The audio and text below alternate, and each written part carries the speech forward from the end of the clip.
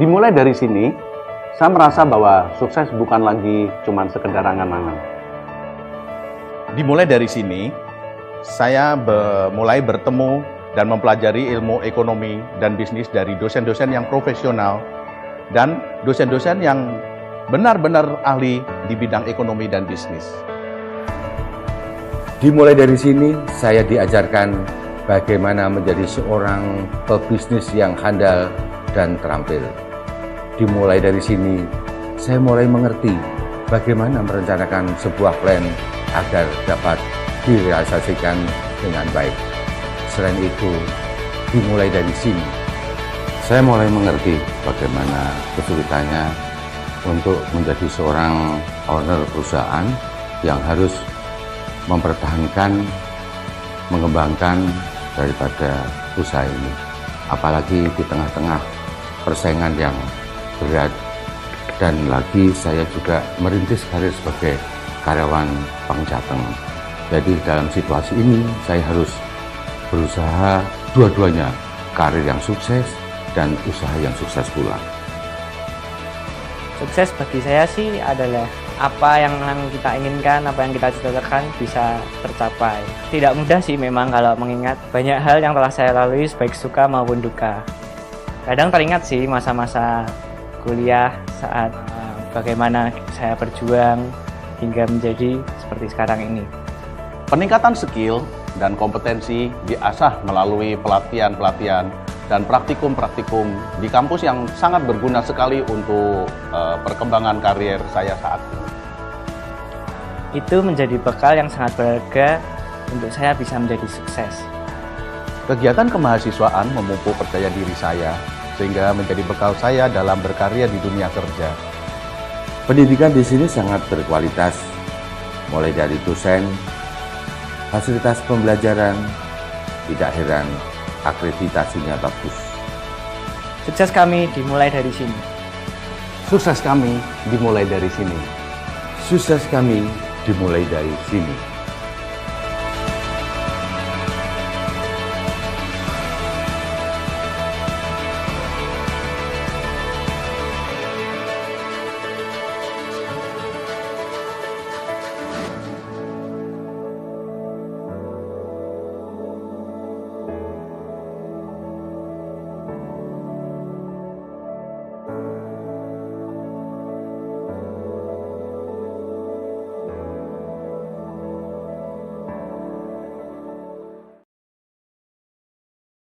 Assalamualaikum warahmatullahi wabarakatuh. Halo semua. Kali ini saya dan teman-teman saya akan membuat video edukasi terkait materi audit investigatif dengan subbab fraud tree, bond theory, triangle theory, diamond theory, dan pentagon theory. Video ini dibuat guna untuk memenuhi tugas kuliah audit investigatif yang diampu oleh Bapak Arif Himawan Winugroho, SE, AK, MM, CA, CPA. Sebelumnya, perkenalkan nama saya Syafinda Zahra Anggraini dengan NIM 1805520183, kelas D1, Program Studi Akuntansi, Universitas Tikubang, Semarang. Kenalkan, nama saya Nila Yitna Megaviana Jovanka, NIM 1805520189. Perkenalkan, nama saya Azira Vela Safa dengan NIM 18-05520217, kelas D1, Program Studi Akuntansi, Universitas Tikubang, Semarang. Materi pembahasan yang akan kita bahas yaitu yang pertama, fraud tree, bond theory, triangle theory, diamond theory, dan pentagon theory. Istilah fraud yang dikenal para akuntan dalam Kitab Undang-Undang Hukum Pidana atau biasa disebut KUHP diatur dalam banyak pasal dengan berbagai istilah. Misalnya, dalam pengumpulan statistik kejahatan, istilah ini langsung menunjuk ke pasal dalam KUHP. Pertanyaan yang sering timbul, mengapa Malaysia melakukan fraud? Atau dalam konteks Indonesia, mengapa pejabat penting dengan kedudukan dan penghasilan yang tinggi justru justru terlibat dalam tindak pidana korupsi? Jawaban sederhana menjelaskan, korupsi karena kebutuhan, karena serakah, dan karena ada peluang. Dalam perundang-undangan pengumpulan dan pelaporan statistik tentang kejahatan di suatu negara dapat dilakukan sesuai dengan klasifikasi kejahatan dan pelanggaran menurut ketentuan perundang-undangan negara tersebut. Terus dalam KUHP, Kitab Undang-Undang Hukum Pidana atau KUHP misalnya, menyebutkan beberapa pasal mencakup pengertian fraud, yaitu yang pertama, pasal 362 tentang pencurian. Definisi KUHP-nya, mengambil barang sesuatu yang seluruhnya atau sebagian kepunyaan orang lain dengan maksud untuk dimiliki secara melawan hukum. Lalu ada pasal 368 tentang pemerasan dan pengancaman dengan maksud untuk menguntungkan diri sendiri atau orang lain secara melawan hukum, memaksa seseorang dengan kekerasan untuk memberikan barang sesuatu yang seluruhnya atau sebagian adalah kepunyaan orang itu atau orang lain, atau supaya membuat hutang maupun menghapuskan piutang. Selanjutnya ada pasal 372 tentang penggelapan. Dengan sengaja melawan hukum memiliki barang sesuatu yang seluruhnya atau sebagian adalah kepunyaan orang lain, tetapi ada dalam kekuasaannya bukan karena kejahatan. Lalu ada pasal 378 tentang perbuatan curang. Dengan maksud menguntungkan diri sendiri atau orang lain secara melawan hukum dengan memakai nama palsu atau martabat palsu, dengan tipu muslihat ataupun rangkaian kebohongan, menggerakkan orang lain untuk menyerahkan barang sesuatu kepadanya, atau supaya memberi hutang maupun menghapuskan piutang. Lalu ada pasal 396 tentang merugikan pemberi piutang dalam keadaan pailit. Lalu ada pasal 406 tentang menghancurkan atau merusakkan barang dengan sengaja atau melawan hukum, menghancurkan, merusakkan, membuat tak dapat dipakai atau menghilangkan barang sesuatu seluruhnya atau sebagian milik orang lain. Lalu ada pasal 209, 210, 378, 388, 415, 417, 418, 419, 420, 423, 425, dan 435 yang secara khusus diatur dalam Undang-Undang Pemberantasan Tindak Pidana Korupsi, yaitu Undang-Undang Nomor 31 Tahun 1999. Selanjutnya masuk ke materi fraud. Secara sistematis, Association of Certified Fraud Examiners atau biasa disingkat ACFE menggambarkan occupational fraud dalam bentuk fraud. Occupational fraud mempunyai 3 cabang utama, yaitu korupsi, asset usurpation, dan fraudulent statement. Masing-masing cabang beserta rantingnya dan anak rantingnya.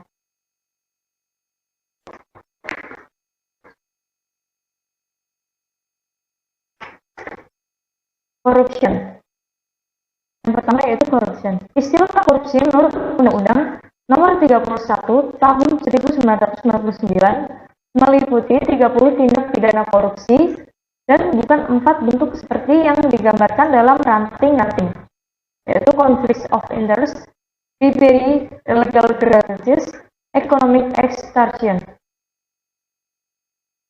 Konflik of interest atau benturan kepentingan sering kita jumpai dalam berbagai bentuk.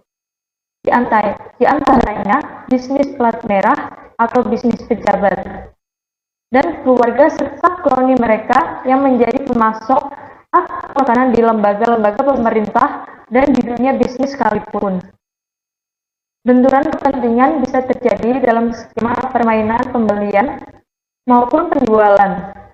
Lembaga pemerintah atau bisnis selaku pembeli ber-KKN dengan penjual.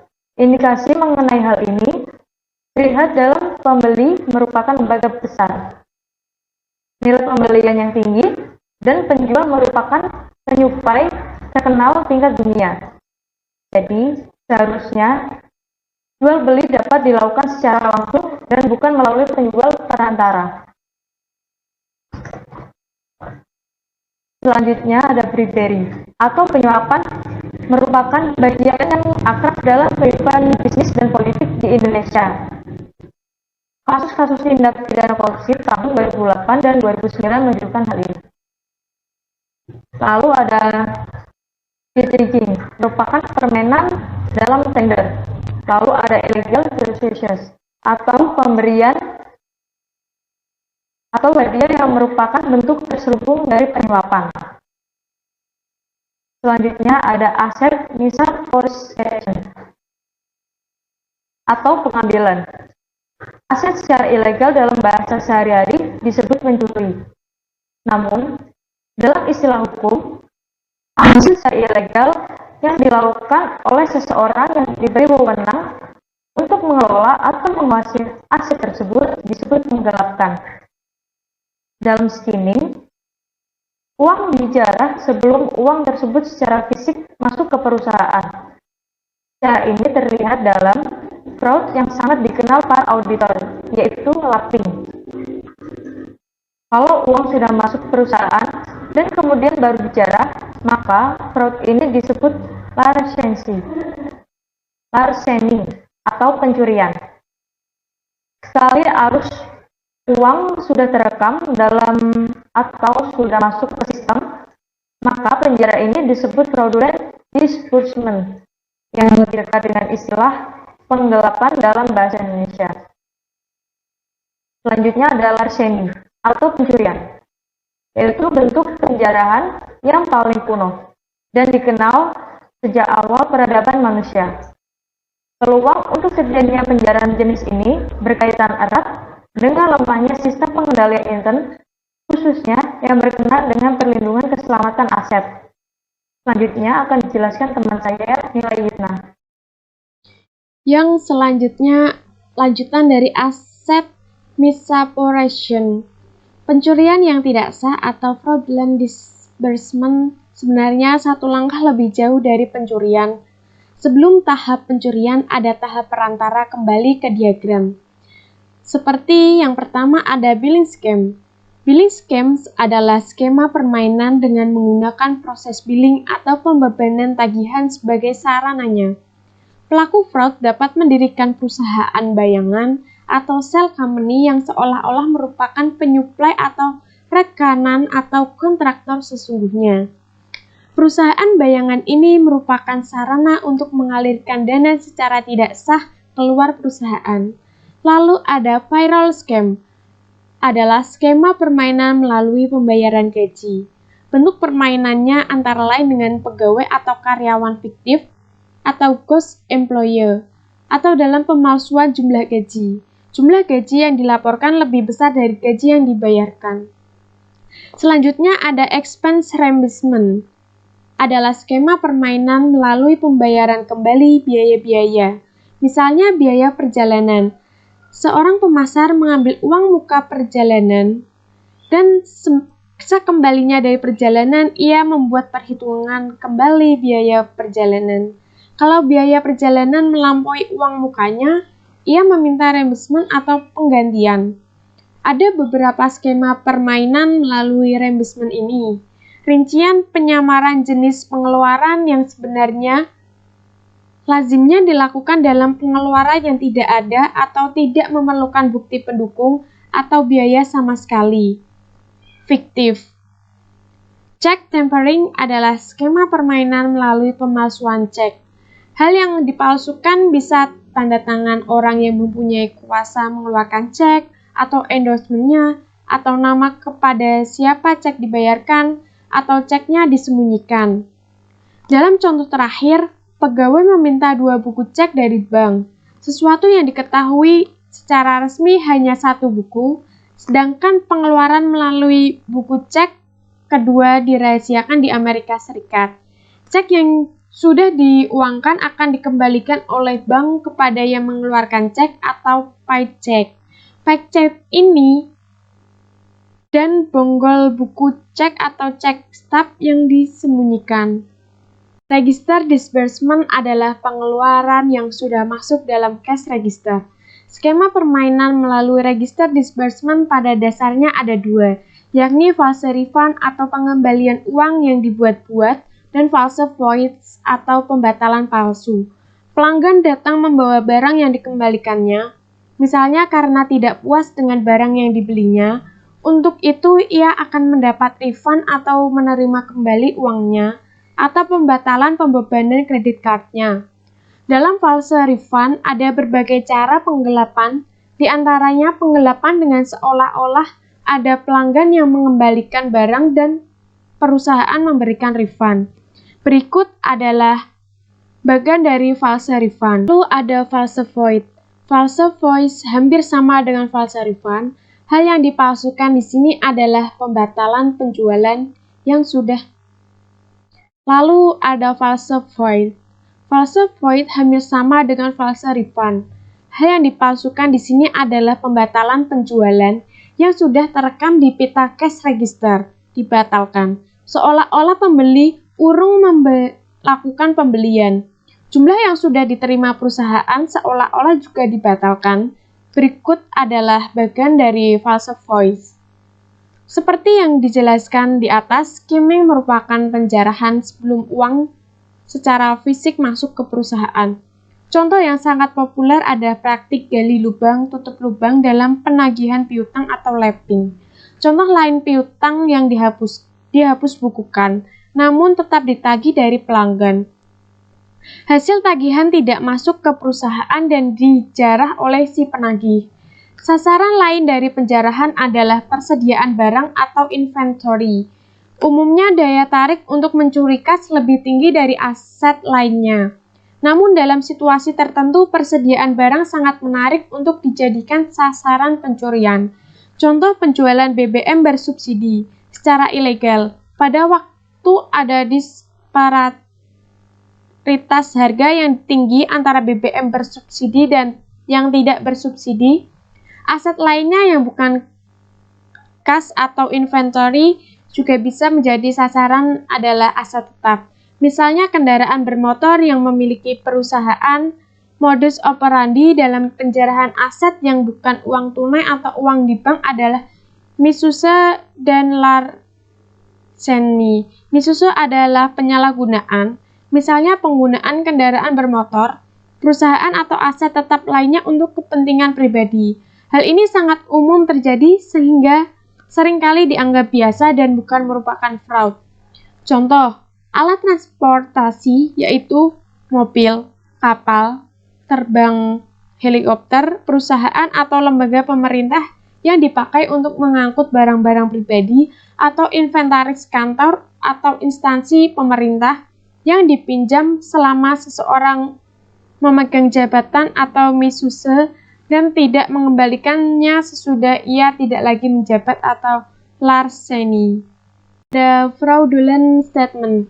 Jenis fraud ini sangat dikenal para auditor yang melakukan general audit atau opinion audit. Fraud yang berkenaan dengan penyajian laporan keuangan sangat menjadi perhatian auditor, masyarakat atau para LSM atau NGO, namun tidak menjadi perhatian akuntan forensik. Rating pertama menggambarkan fraud dalam penyusunan laporan keuangan. Fraud ini berupa salah saji atau misstatement, baik overstatement maupun understatement. Cabang dari rating ini ada dua. Pertama, penyajian aset atau pendapatan lebih tinggi dari yang sebenarnya, atau aset or revenue overstatement. Kedua, menyajikan aset atau pendapatan lebih rendah dari yang sebenarnya, atau aset or revenue understatement. Dalam bentuk yang pertama yang terlihat dalam banyak perusahaan publik raksasa di Amerika Serikat seperti Enron. Ketentuan Undang-Undang Sarbanes-Oxley merupakan reaksi yang keras terhadap praktik-praktik ini. Bentuk yang kedua lebih banyak berhubungan dengan laporan keuangan yang disampaikan kepada instansi perpajakan atau instansi bea dan cukai. Rating kedua menggambarkan fraud dalam menyusun laporan keuangan. Fraud ini berupa penyampaian laporan keuangan secara menyesatkan, lebih bagus dari keadaan yang sebenarnya, dan seringkali merupakan pemalsuan atau pemutarbalikan keadaan, bisa tercantum dalam dokumen yang dipakai untuk keperluan intern maupun ekstern.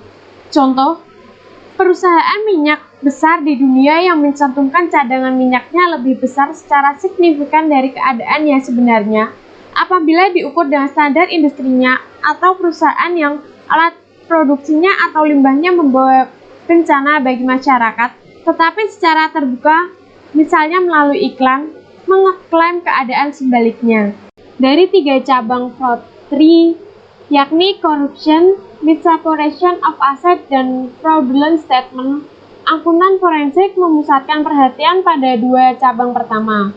Mengapa cabang fraudulent statement menjadi pusat perhatian dalam audit atas laporan keuangan atau general audit atau opinion audit? Sarbanes-Oxley di Amerika Serikat menggema ke seluruh penjuru dunia. Negara maju dan negara berkembang di luar Amerika mengadopsi secara langsung maupun tidak langsung ketentuan-ketentuan Sarbanes-Oxley ACT. Secara langsung dengan memasukkan ketentuan Sarbanes-Oxley ACT dalam ketentuan perundang-undangan negara tersebut. Secara tidak langsung melalui penerapan ketentuan Sarbanes-Oxley pada anak-anak perusahaan di luar Amerika Serikat. Dari perusahaan yang mencatat atau memperdagangkan saham, obligasi, dan surat berharga lainnya di bursa-bursa Amerika Serikat. Keluarnya Sarbanes-Oxley ACT memaksa independen auditor di seluruh dunia lebih berhati-hati dalam melakukan general audit, khususnya dalam upaya menemukan fraudulent statement. Kegagalan mereka menemukan fraud yang menyebabkan laporan keuangan menjadi menyesatkan akan membawa konsekuensi besar, bahkan fatal seperti dalam kasus Arthur Andersen. Oleh karena itu, akuntan forensik atau audit investigatif hampir tidak menyentuh fraud yang menyebabkan laporan keuangan menjadi menyesatkan, dengan 2 pengecualian. Pertama, ketika regulator seperti BAPEM, Securities and Exchange Commission, atau Financial Service Authority atau Otoritas Jasa Keuangan mempunyai dugaan kuat bahwa laporan audit suatu kantor akuntan publik mengandung kekeliruan yang serius, atau kantor akuntan publik yang bersangkutan mengetahui hal tersebut. Regulator dapat meminta kantor akuntan lain melakukan pendalaman atau mereka sendiri melakukan penyidikan. Dalam hal ini, akuntan forensik melakukan audit investigatif. Mengapa? Kasusnya bisa dibawa ke pengadilan atau diselesaikan di luar pengadilan, dan auditnya harus lebih luas dan mendalam karena harus jelas siapa yang bertanggung jawab untuk hal apa. Kedua, ketika fraudulent statement dilakukan dengan pengelolaan data secara elektron terintegrasi dan besar-besaran atau penggunaan komputer yang dominan dalam penyimpanan laporan. Selain pertimbangan penyelesaian kasus di dalam atau di luar pengadilan, juga pertimbangan diperlukannya keahlian khusus, yakni komputer forensik. Manfaat fraud tree. Fraud tree yang dibuat ACFE sangat bermanfaat. Fraud tree memetakan fraud dalam lingkungan kerja. Peta ini membantu akuntan forensik mengenali dan mendiagnosis fraud yang terjadi. Ada gejala-gejala penyakit atau fraud yang dalam auditing dikenal sebagai red flag. Dengan memahami gejala-gejala ini dan menguasai teknik-teknik audit investigatif, akuntan forensik dapat mendeteksi fraud tersebut. Kita tidak usah mengikuti sepenuhnya fraud tree di atas. Kondisi negara kita berbeda dengan kondisi di Amerika Serikat. Koruptor kita atau pelaku fraud di Indonesia seringkali lebih kreatif. Juga iklim bisnis dan pemerintahan yang koruptif mengharuskan akuntan forensik berpikir mengenai dunia nyatanya. Ia harus membumi Akuntan forensik sebaiknya membuat sendiri fraud tree atau peta dari tindak pidana yang diperiksanya. Seorang penyidik tindak pidana perpajakan misalnya perlu membuat pohon tindak pidana perpajakan. Ia dapat membuat pohon atau skema yang komprehensif untuk semua jenis pajak atau pohon tindak pidana perpajakan yang khusus untuk semua jenis pajak tertentu. Misalnya pajak pertambahan nilai untuk jenis transaksi tertentu. Misalnya restitusi pajak atau tindak pidana perpajakan dalam industri tertentu, misalnya Production Sharing Contractor atau PSG, dan seterusnya. Akuntan forensik yang memeriksa tindak pidana korupsi perlu membuat pohon tindak pidana korupsi. Pohon tindak pidana korupsi yang komprehensif yang meliputi ke-39 jenis tindak pidana korupsi akan sangat rumit penyajiannya. Lebih mudah dan lebih bermanfaat menyusun pohon tindak pidana korupsi yang parsial, misalnya berdasarkan 7 kelompok tindak pidana korupsi. Berikut pohon kerugian keuangan negara. Seperti ini bagian dari pohon kerugian keuangan negara. Nah, pembahasan yang kedua yang akan dibahas yaitu mengenai Ghosn teori. Nah, pada slide ini ditampilkan gambar dan penjelasan mengenai teori yang dikemukakan oleh Jack Bologna, yang di dalamnya terdapat 4 faktor pendorong seseorang untuk melakukan tindak kecurangan yang dikenal dengan teori Ghosn menurut Karyono pada tahun 2013 pada halaman 11, yakni yang pertama, greed atau keserakahan. Greed atau keserakahan berkaitan dengan perilaku serakah yang potensial ada dalam diri setiap orang. Kemudian yang kedua adalah opportunity atau kesempatan. Opportunity atau kesempatan berkaitan dengan keadaan organisasi, instansi, maupun masyarakat yang sedemikian rupa sehingga terbuka bagi seseorang untuk melakukan kecurangan terhadapnya. Kemudian yang ketiga adalah need atau kebutuhan. Need atau kebutuhan berkaitan dengan faktor-faktor yang dibutuhkan oleh individu untuk menunjang hidupnya secara wajar. Kemudian yang keempat adalah exposure atau pengungkapan. Exposure atau pengungkapan berkaitan dengan kemungkinan dapat diungkapnya suatu kecurangan dan sifat serta beratnya hukuman terhadap perilaku kecurangan. Semakin besar kemungkinan suatu kecurangan dapat diungkap atau ditemukan, semakin kecil dorongan seseorang untuk melakukan kecurangan tersebut.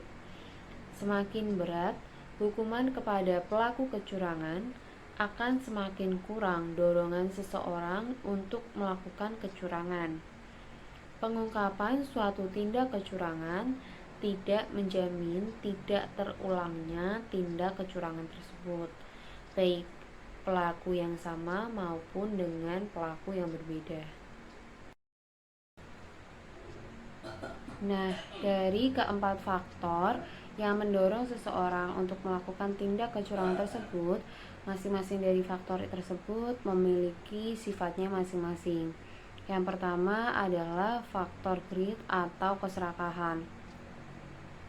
Memiliki sifat tak pernah merasa puas. Korupsi disebut juga corruption by greed atau korupsi akibat keserakahan, karena para pelaku umumnya sudah berkecukupan secara material. Individu melakukan tindakan korupsi karena tidak adanya rasa puas terhadap apa yang dimiliki. Ketika individu sudah memiliki setumpuk uang, maka mereka berhasrat untuk memiliki uang setinggi gunung. Hasrat untuk menambah kekayaan tentunya hal yang lumrah bagi setiap individu. Namun ketika jalan yang ditempuh adalah dengan cara yang salah, maka hal tersebut tentunya tidak benar. Kemudian yang kedua adalah pembenaran. Alasan seseorang untuk melakukan tindakan korupsi bahwa tindakannya itu merupakan tindakan yang lazim atau benar menurut dirinya. Kemudian faktor yang kedua adalah opportunity atau kesempatan. Memiliki sifat yang pertama adalah monopoli kekuasaan. Berdasarkan wawancara dengan beberapa informan tentang monopoli kekuasaan, disimpulkan bahwa kepala daerah memiliki kekuasaan yang sangat besar dalam pengelolaan anggaran APBD, perekrutan pejabat daerah, pemberian izin sumber daya alam, pengadaan barang dan jasa, dan pembuatan peraturan kepala daerah, dan adanya dinasti kekuasaan. Hal ini menyebabkan kepala daerah melakukan tindakan korupsi melalui suap dan gratifikasi. Yang kedua, sifatnya adalah diskresi kebijakan. Berdasarkan pernyataan dari informan bahwa hak diskresi melekat pada pejabat publik, khususnya kepala daerah. Artinya, diskresi dilakukan karena tidak semua tercakup dalam peraturan, sehingga diperlukan kebijakan untuk memutuskan sesuatu. Sehingga apa yang ditarget itu bisa terpenuhi tanpa harus menunggu adanya peraturan atau aturan yang tersedia. Masalahnya, apabila diskresi kebijakan ini diberlakukan dengan hal yang tidak tepat, maka akan menimbulkan tindak kecurangan. Nah, faktor yang ketiga adalah need atau kebutuhan. Sebabnya yang pertama adalah gaya hidup. Individu yang mempunyai gaya hidup yang konsumtif tetapi tidak sebanding dengan pendapatan yang diterima, tidak menutup kemungkinan untuk melakukan tindak menyimpang, yaitu korupsi, untuk memenuhi segala kebutuhannya. Kemudian yang kedua adalah tekanan. Tekanan merupakan kondisi atau situasi yang mendorong seseorang melakukan tindak pidana korupsi seperti kesulitan keuangan, situasi kerja yang koruptif, tekanan bentuk lain seperti tekanan dari atasan. Faktor yang keempat adalah exposure atau pengungkapan. Sebabnya yaitu yang pertama adalah hukuman rendah. Hukuman yang rendah atau expose belum menjamin tidak terulangnya kecurangan tersebut, baik oleh pelaku yang sama maupun pelaku yang berbeda atau pelaku yang lain. Semakin rendah tingkat hukuman, maka semakin tinggi pula potensi seseorang untuk melakukan tindakan fraud atau kecurangan. Kemudian yang kedua adalah lemahnya peraturan. Tindakan korupsi yang terjadi di Indonesia diakibatkan karena adanya kelemahan di dalam peraturan perundang-undangan. Lembaga-lembaga eksekutif seperti bupati, wali kota, dan lainnya dalam melaksanakan korupsi anggaran tidak hanya berdiri sendiri, tetapi banyak pihak yang terlibat. Pihak-pihak yang terlibat contohnya seperti dalam penentuan tender pembangunan. Kasus yang terjadi merupakan penyebab dari lemahnya peraturan perundang-undangan dan hanya menguntungkan pihak tertentu. Priantara 2013 pada halaman 48 menjelaskan bahwa faktor greed dan need merupakan faktor yang berhubungan dengan individu pelaku fraud, disebut juga faktor individu. Keserakahan dan kebutuhan merupakan hal yang bersifat sangat personal, sehingga sulit sekali dapat dihilangkan. Sedangkan faktor opportunity dan exposure merupakan faktor yang berhubungan dengan organisasi, korban perbuatan fraud, atau disebut juga faktor generik atau umum. Nah, yang pertama adalah faktor generik. Kesempatan atau opportunity untuk melakukan fraud tergantung pada kedudukan pelaku terhadap objek fraud. Kesempatan untuk melakukan fraud selalu ada pada setiap kedudukan. Namun, ada yang mempunyai kesempatan besar, ada yang kecil. Secara umum, manajemen suatu organisasi atau perusahaan mempunyai kesempatan yang lebih besar untuk melakukan fraud daripada karyawan. Pengungkapan atau exposure suatu fraud belum menjamin tidak terulangnya fraud, baik oleh pelaku yang sama maupun oleh pelaku yang beda atau yang lain.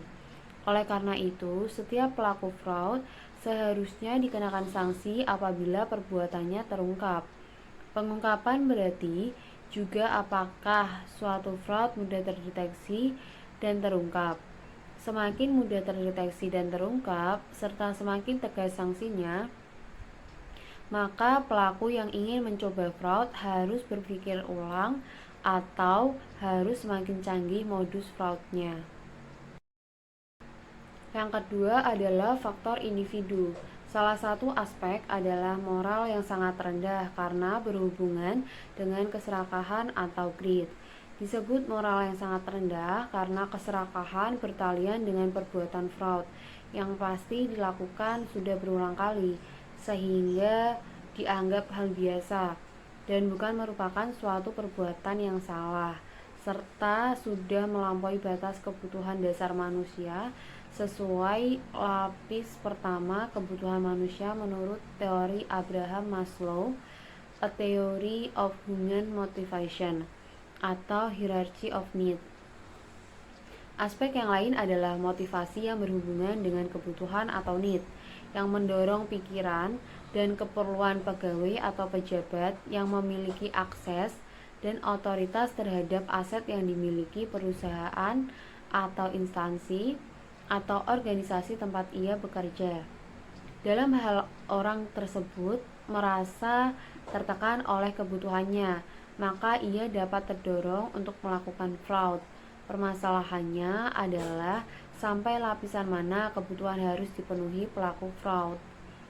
Selain itu, tekanan atau pressure yang dihadapi dalam bekerja dapat menyebabkan orang yang jujur mempunyai motif untuk melakukan fraud.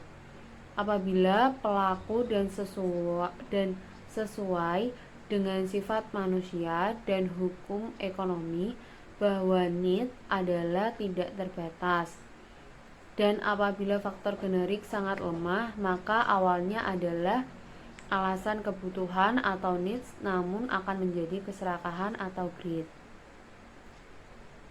Banyak teori yang mencoba mencari tahu untuk memahami mengapa seseorang melakukan fraud. Seluruh teori tersebut memiliki kesamaan dalam menyimpulkan penyebab seseorang melakukan fraud dalam perusahaan, yaitu adanya faktor individu yang memberi motif atau dorongan untuk melakukan fraud, seperti gaya hidup berlebihan, sifat serakah, kebiasaan buruk, tekanan keluarga, dan lain-lain. Selain itu, ada pula faktor umum seperti lemahnya pengendalian internal perusahaan yang memberikan kesempatan bagi karyawan yang memiliki kemampuan untuk melakukan fraud karena kemungkinan ketahuan atau potensi ketahuannya itu kecil. Terakhir adalah rasionalisasi atau pola pikir karyawan yang merasa bahwa tindakan yang dilakukan bukan merupakan fraud, melainkan hal yang wajar atau sebagai balas budi atas kinerja karyawan tersebut. Triangle Theory. Fraud triangle menurut Priantara tahun 2013 terdiri dari 3 kondisi yang umumnya hadir pada saat fraud terjadi. 1. Insentif atau tekanan untuk melakukan fraud atau pressure. Yang kedua, peluang atau kesempatan untuk melakukan fraud atau opportunity. Yang ketiga, dalih untuk membenarkan tindakan fraud atau rationalization. Fraud Examiner Manual edisi 2006 menyebutkan Donald R. Cressey sebagai mahasiswa terpandang Edwin T.I. Sutherland kalau penelitian Sutherland dipusatkan pada kriminalitas masyarakat. Atas Cressey mencari arah yang lain dalam penelitiannya. Sewaktu menulis disertasi doktornya dalam bidang sosiologi, ia memutuskan untuk meneliti para pegawai yang mencuri uang perusahaan. Ia mewawancarai 200 orang yang dipenjara karena fraud tersebut. Cressey tertarik pada Knebels yang disebutkan trust violator atau pelanggar kepercayaan, yakni mereka yang melanggar kepercayaan atau amanah yang dititipkan kepada mereka. Ia secara khusus tertarik kepada hal-hal yang menyebabkan mereka menyerah kepada godaan. Oleh karena alasan itu, dalam penelitiannya ia tidak menyerahkan mereka yang memang mencari pekerjaan dengan tujuan mencuri. Setelah menyelesaikan penelitiannya, ia mengembangkan suatu model yang sampai sekarang merupakan model klasik untuk menjelaskan occupation offender di tempat kerja. Penelitiannya diterbitkan dengan judul Other People Money, A Study in the Social Psychology of Embezzlement Hypothesis. Terakhirnya adalah orang yang dipercaya melanggar kepercayaan ketika ia melihat dirinya sendiri sebagai orang yang mempunyai masalah keuangan yang tidak dapat diceritakan kepada orang lain, sadar bahwa masalah ini secara diam-diam dapat diatasinya dengan menyalahgunakan wewenang sebagai pemegang kepercayaan di bidang keuangan, dan tindak tanduk sehari-hari memungkinkannya menyesuaikan pandangan mengenai dirinya sebagai seorang yang bisa dipercaya dalam penggunaan dana atau kekayaan yang menggunakan dana atau kekayaan yang dipercayakan. Dalam pengembangan hipotesis selanjutnya, ini lebih dikenal sebagai fraud triangle atau segitiga fraud. Seperti terlihat dalam gambar di atas, sudut pertama dari segitiga itu diberi judul pressure atau merupakan perceived non-shareable financial need. Sudut kedua perceived opportunity, dan sudut ketiga rationalization. Untuk sudut yang pertama yaitu pressure. Pressure adalah dorongan orang untuk melakukan fraud. Pada umumnya tekanan muncul karena kebutuhan finansial atau masalah finansial. Tetapi banyak juga yang hanya terdorong oleh keserakahan. Konsep yang sangat penting di sini adalah tekanan yang menghimpit hidupnya berupa kebutuhan akan uang. Padahal ia tidak bisa berbagi atau sharing dengan orang lain. Konsep ini disebut pervasive non-shareable financial need. Konsep tersebut timbul dari situasi yang dapat terbagi dalam 6 kelompok, yaitu violation of ascribed obligation, suatu kedudukan atau jabatan dengan tanggung jawab keuangan membawa konsekuensi tertentu bagi yang bersangkutan dan juga mendapat harapan atasan atau majikannya. Di samping harus jujur, ia dianggap perlu memiliki perilaku tertentu. Orang dalam jabatan seperti itu merasa wajib menghindari perbuatan seperti berjudi, mabuk, menggunakan narkoba, dan perbuatan lain yang merendahkan martabatnya. Inilah kewajiban yang terkait dengan jabatan yang dipercayakan kepadanya.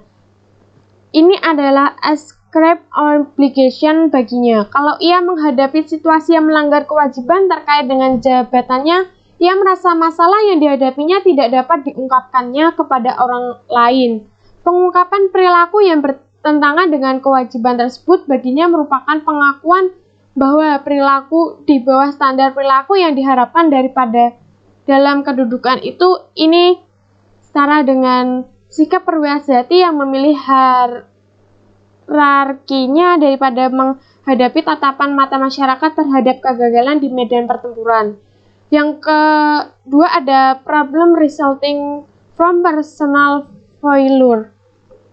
Kegagalan pribadi juga merupakan situasi yang dipersepsikan oleh orang yang mempunyai kedudukan serta dipercaya dalam bidang keuangan sebagai kesalahannya menggunakan akal sehatnya, dan karena itu menjadi tanggung jawab pribadinya. Contohnya yaitu seorang pengacara yang kehilangan tabungan hasil kerja kerasnya bertahun-tahun. Ia menderita rugi karena menanamkan uangnya dalam bisnis yang bersaing dengan bisnis para pelanggannya. Ia percaya kalau saja ia mau mengungkapkan masalah kepada para pelanggannya, mereka akan bersedia membantunya. Namun ia merasa tidak mampu mengungkapkannya kegagalan tersebut, karena ia merasa telah mengkhianati para pelanggannya dengan berusaha dalam bisnis rahasia yang bersaing dengan mereka. Ia bahkan tidak berani mengungkapkan kerugian itu kepada istrinya. dan memilih mencuri uang perusahaannya. Ia takut kehilangan status sebagai orang yang dipercaya dalam bidang keuangan. Karena itu, ia takut mengakui kegagalannya sekalipun kepada orang-orang yang sesungguhnya dapat membantunya, dan ia memilih untuk mencuri kehormatan pada diri sendiri menjadi awal kejatuhannya. Selanjutnya ada bisnis reversals, bahwa kegagalan bisnis merupakan kelompok situasi yang juga mengarah kepada non-shareable problem. Masalah ini berbeda dari kegagalan pribadi yang dijelaskan di atas, karena pelakunya merasa bahwa kegagalan itu berada di luar dirinya atau di luar kendalinya. Dalam persepsinya, kegagalan itu karena inflasi yang tinggi atau krisis moneter atau ekonomi, tingkat bunga yang tinggi, dan lain-lain. Status gaining. Situasi kelima ini tidak lain dari kebiasaan buruk untuk tidak mau kalah dengan tetangga. Orang lain punya harta tertentu, ia juga harus seperti itu atau lebih dari itu. Orang lain punya jabatan tertentu, ia juga harus punya jabatan seperti itu atau lebih dari itu. Dalam situasi yang dibahas di atas, pelaku berusaha mempertahankan situasi di sini. Pelaku berusaha meningkatkan statusnya. Selanjutnya, untuk yang terakhir ada employer-employer relation. Gracie menjelaskan bahwa umumnya situasi keenam ini mencerminkan kekesalan atau kebencian seseorang pegawai yang menduduki jabatan yang dipegangnya sekarang. Tetapi saat yang sama ia merasa tidak ada pilihan baginya, yakni ia harus menjalankan apa yang dikerjakannya sekarang. Kekesalan itu bisa terjadi karena ia merasa gaji atau imbalan lainnya tidak layak dengan pekerjaan atau kedudukannya, atau ia merasa beban pekerjaannya teramat banyak, atau ia merasa kurang mendapat penghargaan batiniah pujian. Nah, titik kedua dalam triangle theory adalah opportunity. Opportunity adalah peluang yang memungkinkan terjadinya fraud. Para pelaku fraud percaya bahwa aktivitas mereka tidak akan terdeteksi. Pada dasarnya ada dua faktor yang dapat meningkatkan adanya peluang atau kesempatan seseorang berbuat fraud, yaitu sistem pengendalian yang lemah dan tata kelola organisasi yang buruk. Nah, yang ketiga adalah rationalization. Rationalization terjadi karena seseorang mencari pembenaran atas aktivitasnya yang mengandung fraud. Para pelaku fraud meyakini atau merasa bahwa tindakannya bukan merupakan suatu fraud, tetapi adalah suatu yang memang merupakan haknya. Bahkan kadang pelaku merasa telah berjasa karena telah berbuat banyak untuk organisasi. Rationalization merupakan bagian dari fraud triangle yang paling susah diukur. Nah, materi yang keempat yang akan dibahas yaitu mengenai diamond theory. Dalam slide ini ditunjukkan gambar mengenai teori fraud diamond. Teori fraud diamond merupakan sebuah pandangan baru tentang fenomena fraud yang dikemukakan oleh Wolf dan Hermansen pada tahun 2004. Teori diamond ini merupakan pengembangan dari triangle fraud oleh Gracie pada tahun 1953. Teori fraud diamond adalah teori yang menunjukkan hubungan antara 4 elemen, yaitu insentif atau dorongan, opportunity atau kesempatan, rationalization atau pembenaran, dan capability atau kapabilitas. Nah, penjelasan mengenai 4 elemen tersebut yaitu yang pertama adalah insentif. Insentif merupakan suatu dorongan yang timbul karena adanya tuntutan atau tekanan yang dihadapi oleh seseorang. Insentif dapat memicu terjadinya kecurangan, seperti keserakahan yang mengakibatkan tekanan untuk memenuhi kebutuhan tersebut. Kemudian yang kedua ada opportunity. Opportunity adalah suatu kesempatan yang timbul karena terdapat kelemahan pengendalian internal organisasi atau perusahaan dalam pencegahan dan pendeteksian kecurangan. Opportunity dapat terjadi karena adanya kekuasaan terhadap organisasi, dan juga karena seorang fraudster atau orang-orang melakukan kecurangan mengetahui kelemahan dari sistem-sistem yang ada. Kemudian yang ketiga adalah rationalization. Rationalization adalah kondisi di mana fraudster atau pelaku kecurangan mencari suatu pembenaran terhadap tindakan yang dilakukan untuk memperoleh kekayaan dengan cara cepat. Kemudian yang keempat adalah capability. Capability merupakan suatu kemampuan dan keterampilan tentang pemahaman yang mendetail, sehingga seorang fraudster atau pelaku kecurangan dapat mengetahui kelemahan dan dapat memanfaatkannya untuk melakukan fraud atau kecurangan. Capability dapat mengakibatkan ancaman karena pelaku di dalam organisasi merupakan orang yang memiliki kekuasaan atau di dalam posisi lini manajemen serta memiliki kecerdasan serta pemahaman tentang sistem di dalam organisasi tersebut.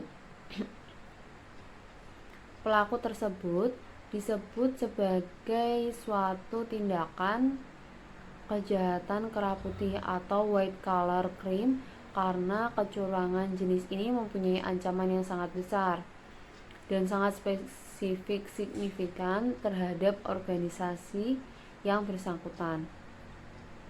Adapun menurut Wolf and Hermansen pada tahun 2004 menjelaskan sifat-sifat yang berkaitan dengan elemen capability yang sangat penting dalam pribadi pelaku kecurangan, yaitu yang pertama adalah positioning, yang kedua adalah inteligensi dan creativity, yang ketiga adalah confidence atau ego, yang keempat adalah individu harus memiliki ego yang kuat dan keyakinan yang besar dia tidak akan terdeteksi, dan yang kelima adalah coercion atau memaksa, yang keempat deceit, yang keenam deceit, dan 7 stres.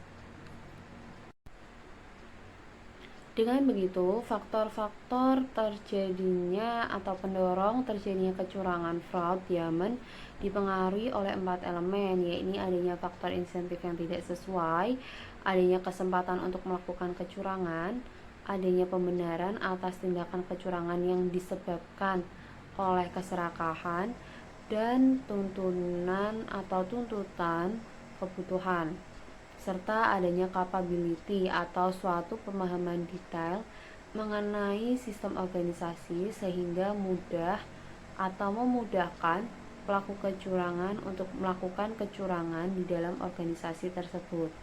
Pelaku kecurangan ini memiliki pemahaman tentang sistem organisasi, mengetahui kelemahan, pengendalian internal. Mereka juga menggunakan posisi, fungsi, dan akses atas kewenangannya untuk meraup keuntungan yang besar dengan jalan fraud. Selanjutnya, Pentagon Theory. Teori terbarukan yang mengupas lebih dalam mengenai faktor-faktor pemicu fraud adalah teori fraud Pentagon. Teori ini dikemukakan oleh Crow Howard pada tahun 2011. Teori fraud Pentagon merupakan perluasan dari teori fraud triangle yang sebelumnya dikemukakan oleh Casey. Dalam teori ini menambahkan dua elemen fraud, yaitu kompetensi dan arogansi. Kompetensi yang dipaparkan dalam teori fraud Pentagon ini memiliki makna yang serupa dengan kapabilitas atau kemampuan yang sebelumnya dijelaskan dalam teori fraud Diamond oleh Wolfe dan Hermansen pada tahun 2014. Kompetensi atau kapabilitas merupakan kemampuan karyawan untuk mengabaikan kontrol internal, mengembangkan strategi penyembunyian, dan mengontrol situasi sosial untuk keuntungan pribadinya. Menurut Krauss, arogansi adalah sikap superioritas atas hak yang dimiliki dan merasa bahwa kontrol internal atau kebijakan perusahaan tidak berlaku untuk dirinya. Hidup adalah tentang belajar. Jika Anda berhenti belajar, maka Anda akan ketinggalan zaman. Jangan takut melangkah, karena jarak 1000 mil dimulai dari satu langkah. Mulailah satu langkah Anda dengan belajar akuntansi di Universitas Tikubang Unisbank Semarang. Menyampaikan kalimat motivasi yaitu masa depan di tangan kita. Jalan menuju kesuksesan sudah di depan mata. Mari kita tingkatkan kesuksesan dengan cara menimba ilmu akuntansi di Universitas Tikubang Unisbank Semarang. Ambillah resiko yang lebih besar dari apa yang difikirkan orang lain aman. Berilah perhatian yang lebih besar dari apa yang orang lain pikir bijak. Bermimpilah yang lebih besar dari apa yang difikirkan orang tidak masuk akal. Karena satu-satunya batasan dari mimpi kita adalah keraguan-raguan kita hari ini. Mulailah mimpimu di sini, di Akuntansi Universitas Tikubang Semarang. Baik, sekian presentasi yang dapat kelompok kami sampaikan. Kami mohon maaf apabila terdapat kekurangan dalam materi yang kami sampaikan mengenai teori kecurangan. Dan kami berharap agar materi yang kami sampaikan dapat memberikan manfaat kepada teman-teman semua yang menonton. Terima kasih. Wassalamualaikum warahmatullahi wabarakatuh.